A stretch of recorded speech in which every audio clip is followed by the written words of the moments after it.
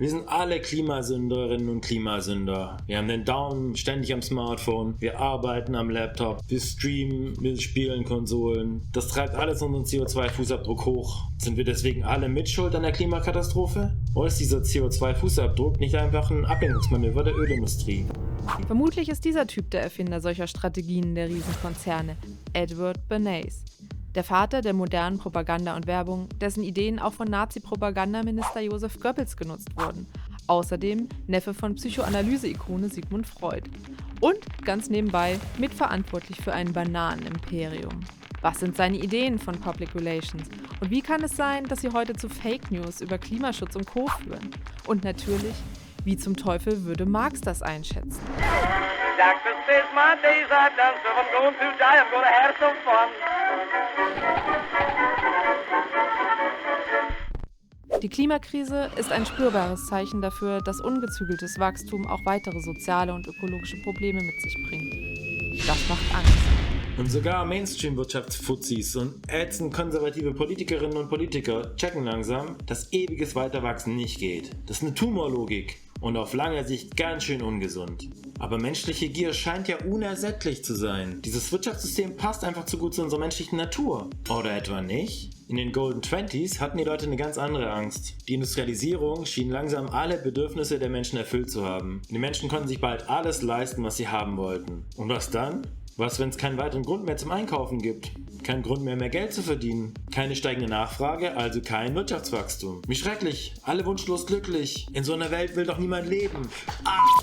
So absurd diese Fragen für uns heute klingen, für Edward Bernays, einen Neffen des Psychoanalytikers Sigmund Freud und seine Auftraggeberinnen aus den Top-Wirtschaftsunternehmen, schien das ein echtes Problem zu sein. Denn schon damals war klar, dass es im System des Kapitalismus zu handfesten Krisen kommt, wenn die Wirtschaft nicht weiter wächst. Aber Bernays hatte Ideen, mit diesem Problem umzugehen, die bis heute unser aller Leben stark beeinflussen.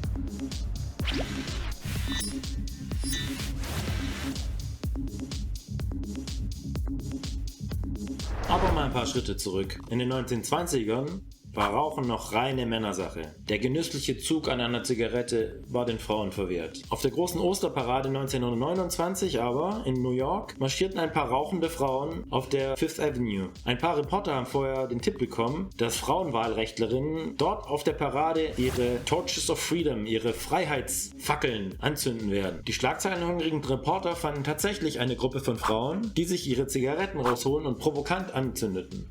Die Schlagzeilen waren perfekt und das Land auf und Land ab wurde dieser Tabubruch diskutiert. Rauchen war plötzlich für Frauen ein provokantes Mittel, ihre Forderung nach Gleichberechtigung Ausdruck zu verleihen. Die Tabakkonzerne freuten sich einen Wolf und sahen ihren Absatzmarkt geradezu verdoppelt. Ein sehr günstiger Nebeneffekt dieser Schlagzeilen. Aber wirklich nur ein Nebeneffekt? War es Zufall, dass diese Frauen von Journalistinnen beim Rauchen entdeckt wurden? Nein! Tabakkonzerne sahen großes Potenzial. Jetzt die Frauen auch noch rauchen würden, dann hätte sich ja der Markt verdoppelt. Aber sie wussten eben nicht, wie man dieses gesellschaftliche Tabu brechen kann. Werbung im damaligen Stil wäre gewesen: Frauen, raucht! Das hätte natürlich nur dem Ruf der Tabakkonzerne geschadet.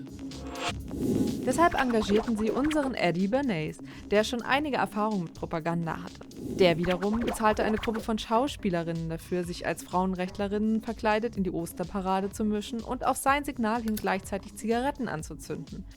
Natürlich gab er vorher der Presse auch den entscheidenden Hinweis. Damit nutzte Bernays gezielt das Bedürfnis nach Selbstbestimmung für seine Zwecke. Zur damaligen Zeit waren Frauen häufig zur Hausfrau degradiert und damit aus der Öffentlichkeit vertrieben. Die Rebellion der Frauen mit den Torches of Freedom gegen den Status quo war nur Mittel, um der Zigarettenindustrie zu Riesengewinnen zu verhelfen. Und auch Edward Bernays wurde zur Ikone der Werbung schlechthin.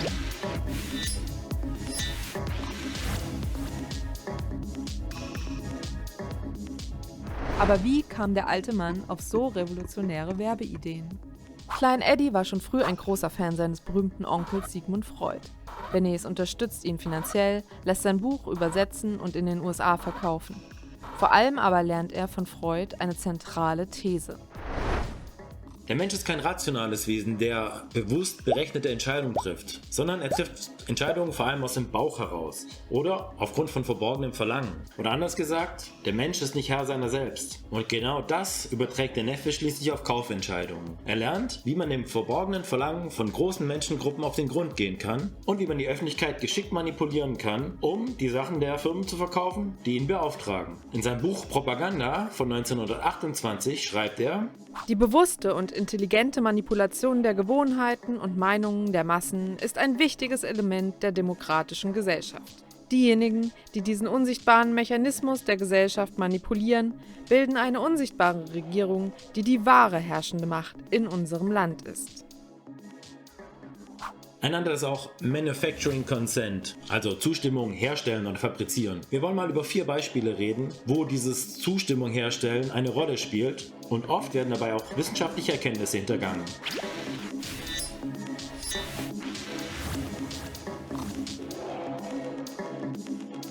(1964) wird in den USA der Terry Report herausgegeben. Dort wird erstmals einer großen Öffentlichkeit die schädliche Folge des Rauchens bekannt.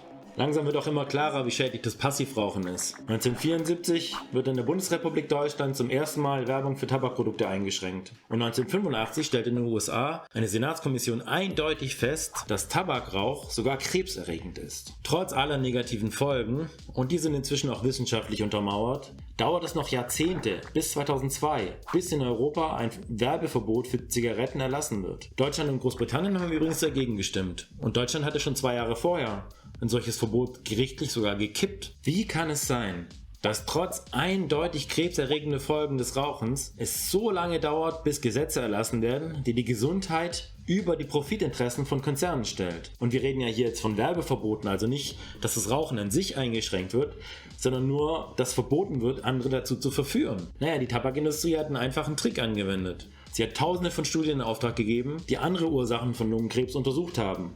Das sollte ablenken. Und sie hat Studien in Auftrag gegeben, die beweisen sollten, dass Tabakrauch ungefährlich ist. Ist ja auch klar. Schließlich ging es um Milliarden von Dollar Gewinne. Etliche dieser Studien säten Zweifel an der Gefährlichkeit von Rauchen. Die machten dann entweder Asbest oder die Verschmutzung in den Städten für Lungenkrebs verantwortlich. Diese Strategie wird am besten als Manufacturing of Doubt, also das Fabrizieren von Zweifel, beschrieben. Oft Zweifel an wissenschaftlichen Fakten. Und die Tabakindustrie wusste ganz genau, was sie da tut, weil Der Zweifel ist unser Produkt, denn er ist das beste Mittel, um mit der Faktenlage, die im Bewusstsein der Öffentlichkeit existiert, zu konkurrieren. Er ist auch das Mittel, um eine Kontroverse zu etablieren.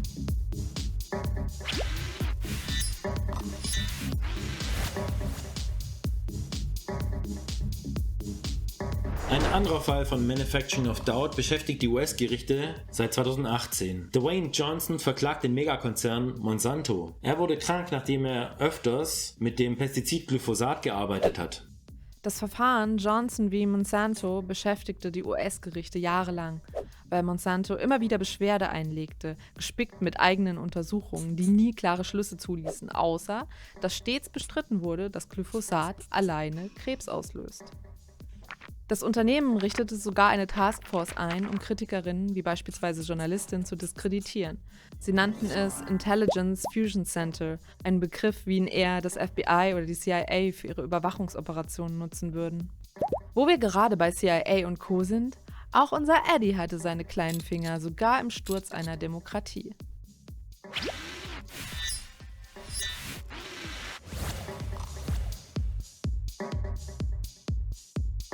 Die United Fruit Company, kurz UFC, besaß 1930 riesige Bananenplantagen in Guatemala. Dort waren die Anbaubedingungen optimal. Einerseits war es heiß wie auf Pandora, auf der anderen Seite waren die Leute so arm, dass sie für wenig Geld wirklich hart gearbeitet haben. Und dazu war die Regierung noch immer, mal mehr und mal weniger, eine Militärdiktatur, die sehr eng mit den Plantagenbesitzern zusammengearbeitet hat. So auch mit dem Chef von der UFC, mit Sam Summeray, genannt Banana Sam. Schon in den 1940ern lud Banana Sam unseren Propagandaguru Eddie ein.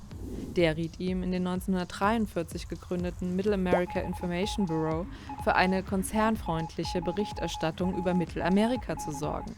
Doch dann kam es 1944 zum Generalstreik und kurz darauf zur Revolution in Guatemala. Diktator Jorge Ubico wurde gestürzt, die Demokratie eingeführt und bei den ersten freien Wahlen gewannen Sozialisten, die Reformen versprachen. Nicht grundlos fürchtete Banana Sam um die Profite seiner Firma. Landreformen und Mindestlohn sind ein schwerer Schlag gegen die ausbeuterischen Arbeitsbedingungen, die auf den Plantagen üblich waren. Banana Sam und Helferlein Bernays lenkten früh mit Meinungsbildung gegen. Eine 235-seitige Studie wurde produziert, voller Fehlinformationen und Übertreibungen. Die Studie wurde dann über das Middle America Information Bureau an tausende Pressevertreterinnen verteilt. So hieß es zum Beispiel, Guatemala würde von der Sowjetunion Waffen bekommen. Über $500.000 wurde dafür aufgewandt, Politikerinnen in den USA davon zu überzeugen, dass die kommunistische Regierung in Guatemala gestürzt werden muss und damit natürlich nur ganz nebenbei auch der UFC zu mehr Profit zu verhelfen. 1951 half dann die CIA, das Land weiter zu destabilisieren und putschte letztlich 1952 zu einer blutigen Militärdiktatur. Ein grausamer Bürgerkrieg wütete bis 1996. Tausende Zivilistinnen wurden getötet, zahlreiche Menschenrechtsverletzungen begangen und die indigene Maya-Bevölkerung wurde Opfer eines Völkermords. Und wenn ihr jetzt denkt, das ist alles böser Spuk von gestern, UFC gibt's immer noch. Chiquita heißen die heute. Auf der Webseite wird einfach die Zeit von 1907 bis 1944 ausgeblendet bei denen. Und Chiquita-Bananen werden immer noch unter sehr ausbeuterischen Bedingungen angebaut.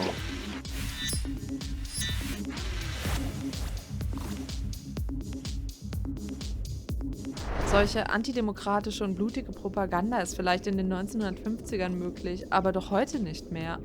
Oder? Eine Krise kostet bereits jetzt Menschenleben mit eindrücklicher Gewalt. Und sie kommt in rasendem Tempo auf uns alle zu. Die Klimakrise. Trotzdem wirken die meisten Politikerinnen und Politiker wie schlafende Walrosse. Berechne deinen CO2-Fußabdruck und sieh selbst, wo du etwas ändern kannst. So oder so ähnlich wird seit Jahren auf uns eingedroschen. Wir versuchen durch plastikfreie Zahnbürsten oder einmal die Woche duschen die Welt zu retten. Nicht aber etwa fiese Klimaschützerinnen und Klimaschützer bringen diesen CO2-Fußabdruck so in die Welt, sondern die Ölkonzerne. British Petrol, kurz BP, oder wie sie heute genannt werden, Beyond Petrol, versuchten den CO2-Fußabdruck für einzelne Menschen mit Hilfe der Marketinggruppe Ogilvy zu etablieren. Ein perfektes Ablenkungsmanöver für die Bilder sterbender Tiere im Öl schlägt und die Klimaschäden, für die BP selbst verantwortlich ist. Das ist effektive Propaganda, ganz im Sinne von unserem Eddie. Allerdings, sagt Benjamin Franter, der in der Stanford Law School zur Rechts- und Wissenschaftsgeschichte forscht, selbst ein Obdachloser, der in einer mit fossilen Brennstoffen betriebenen Gesellschaft lebt, hat einen unhaltbar hohen Kohlenstofffußabdruck. Solange fossile Brennstoffe die Grundlage für das Energiesystem sind, kann man niemals einen nachhaltigen Kohlenstofffußabdruck haben.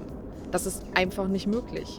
Individuelle Entscheidungen können zwar ein Stück weit dabei helfen, die Welt zu verbessern, aber das Gros an Veränderungen muss mit ganz anderen Hebeln erreicht werden. Zum Beispiel, indem wir endlich aufhören, Öl und Kohle zu verballern.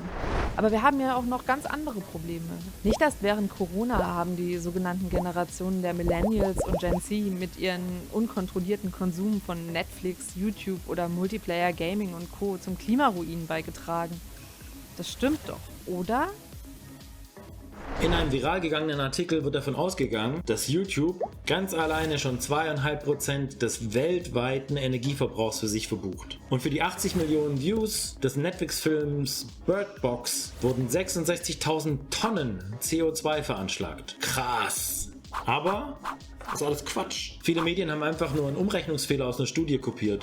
Im Juni 2020 wurde ein Update des Artikels veröffentlicht, in dem der Bit-Byte-Umrechnungsfehler korrigiert wurde und die ursprüngliche Angabe 1,6 Kilogramm pro halbe Stunde um das Achtfache auf 0,2 Kilogramm pro halbe Stunde gesenkt wurde.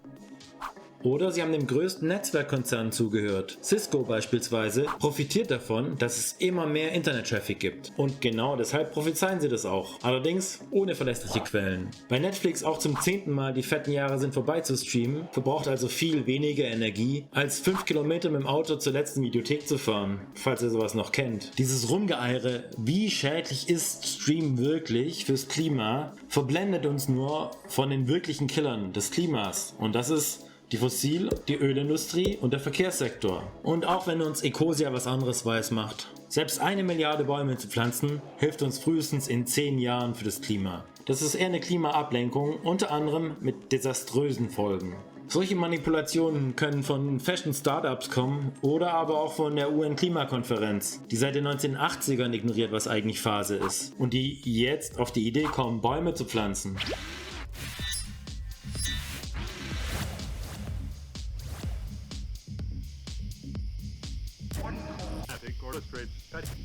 Die menschliche Natur hat uns zu dem gemacht, was wir sind. Überlegen.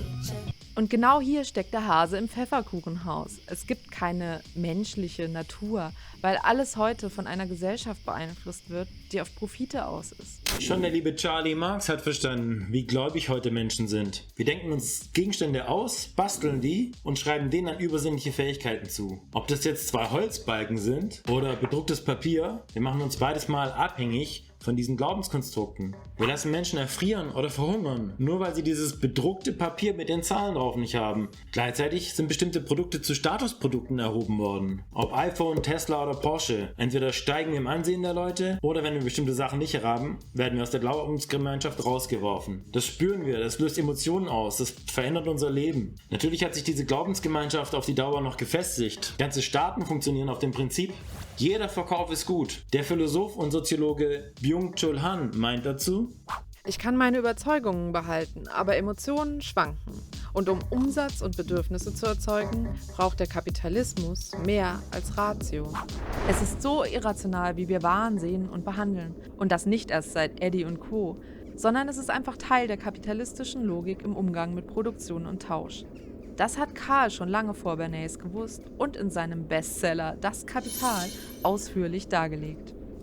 Mit Emotionen kann man innere Fesseln anlegen und die sind noch schlimmer als die äußeren.